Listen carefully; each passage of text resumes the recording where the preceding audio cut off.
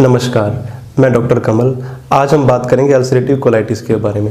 Ulcerative colitis के लिए कहा जाता है कि ये एक ऐसी डिजीज़ है जिसका इलाज पूरी दुनिया में कहीं संभव नहीं है, लेकिन ऐसा बिल्कुल भी नहीं है। आयुर्वेद है तो संभव है। क्या होता है अल्सरेटिव कोलाइटिस? हमारे लार्ज इंटेस्टाइन के रेक्टम पार्ट से शुरू होकर धीरे धीरे पूरे कोलोन पार्ट में फैल जाती है। अल्सरेटिव कोलाइटिस हमारी इंटेस्टाइन की दोनों लेयर, म्यूकोजा और सब म्यूकोजा, दोनों को इफेक्ट करती है।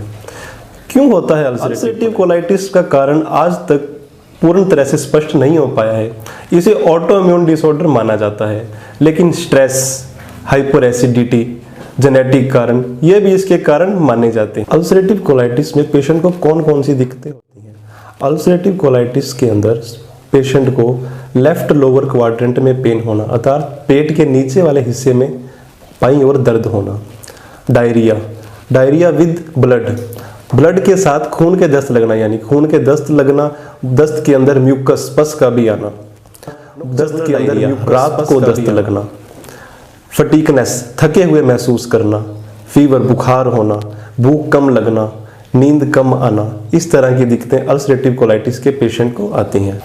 अब हम बात करते हैं अल्सरेटिव कोलाइटिस के ट्रीटमेंट के बारे में।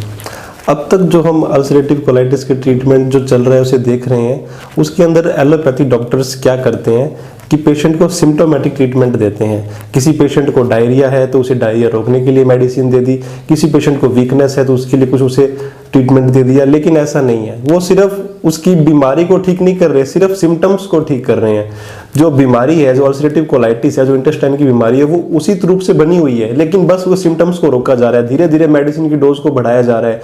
जैसे जैसे उम्र बढ़ रही है मेडिसिन की डोज बढ़ रही है, लेकिन पेशेंट ठीक नहीं हो रहा और ना ही होगा। तो पेशेंट ठीक कैसे होगा?